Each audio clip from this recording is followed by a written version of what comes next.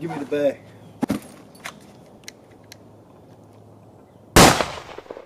Okay, let's go.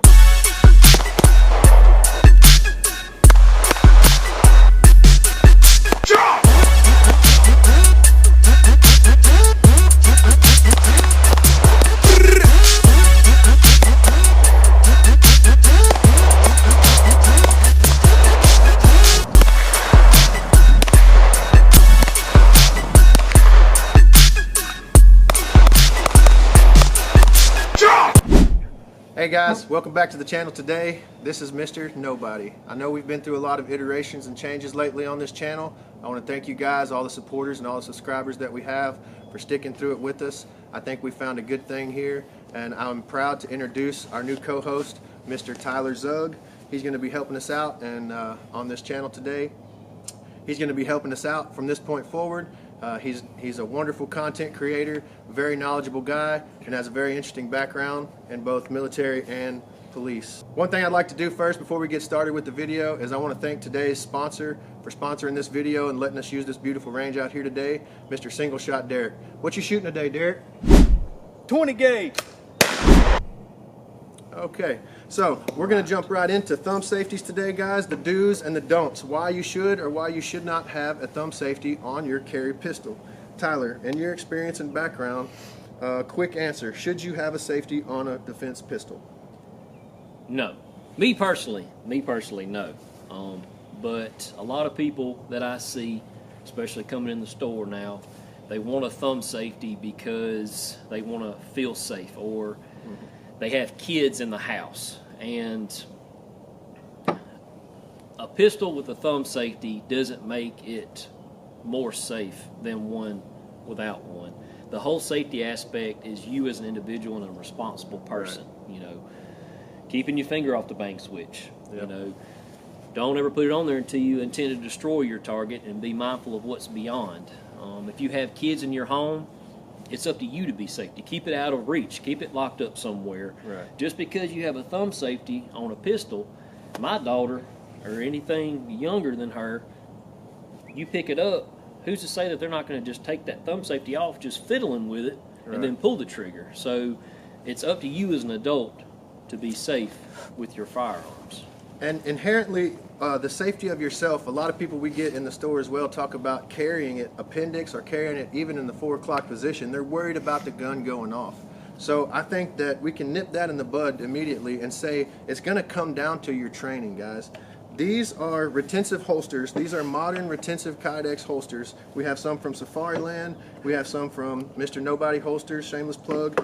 This is going to be modern day safeties for these striker fired pistols. This is the home that your pistol lives in, whether it's in a bag, in your breeches, or on your nightstand on the table. This is going to protect the trigger guard, both sides, front and back.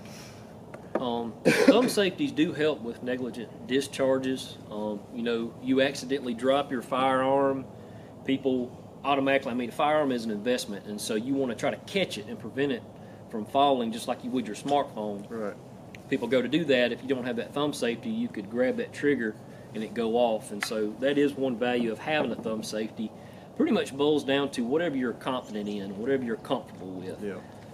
If you have that thumb safety, you know you need to practice switching that thumb safety off whenever you draw, because I've seen training videos of where people, they would pull them out to try and shoot the bad guy, someone robbing them, and they're squeezing the trigger and their firearm isn't firing because their adrenaline has caused tunnel vision, and their brain isn't saying, hey, turn your safety off first, dummy. Right. And they end up getting shot. So yeah, definitely is going to come down to training and repetition, even dry fire. If I happen to be carrying a gun, this is my Smith & Wesson Shield, it does have an external safety.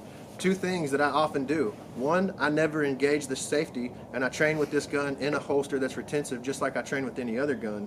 Second, if I do plan on carrying the holster, if I do plan on carrying the pistol with the safety engaged, before I go out, I will actually dry fire this pistol and disengage that safety multiple times before I make it a live weapon and put it in my holster to leave for the day. So it's ultimately going to come down to training.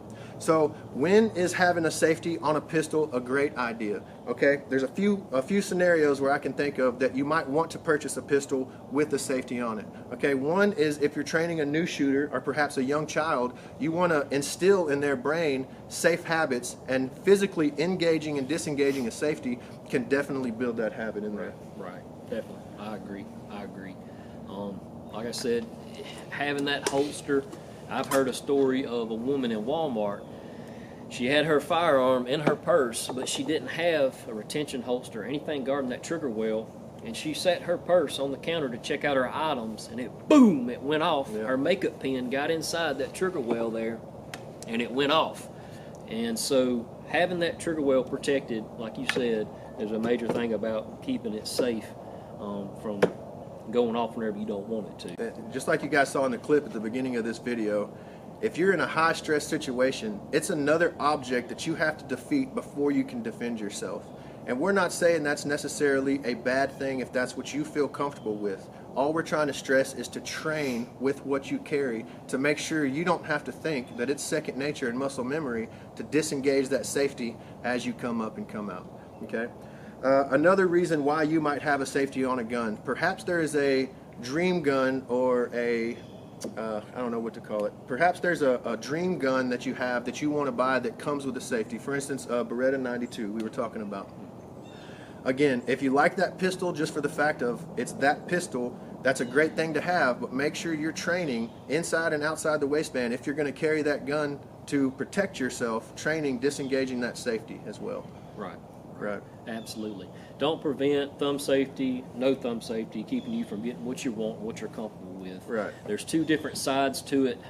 I don't care for a thumb safety, but I know that you mentioned you have some with a thumb safety, but you'll leave it off. And so either or, if you want to leave it off, leave it on, whatever's comfortable to you. That's what matters the most. And I try to tell when customers come in, I say, well, you want to get whatever you're confident in, whatever you're comfortable with, because if you're not confident and comfortable, you're not going to want to train with it, and you're not going to want to carry it at all. And you're not going to count on it to defend you and defend your life. So that's right.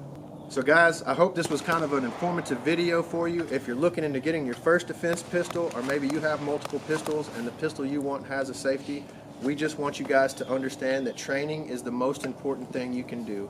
So get out there with whatever you have, make sure you're training, train with your gear, train with the holsters you use every day, and practice in a practical scenario. That way when a bad thing happens, you're ready to defeat it. thank y'all for viewing our channel. Thank you for welcoming me on this channel here. If y'all would, please like and subscribe. Leave some comments, what you think about this content, and what you want to see in the future. Just let us know, and we'll get some videos coming. Thanks, guys. Okay, let's go.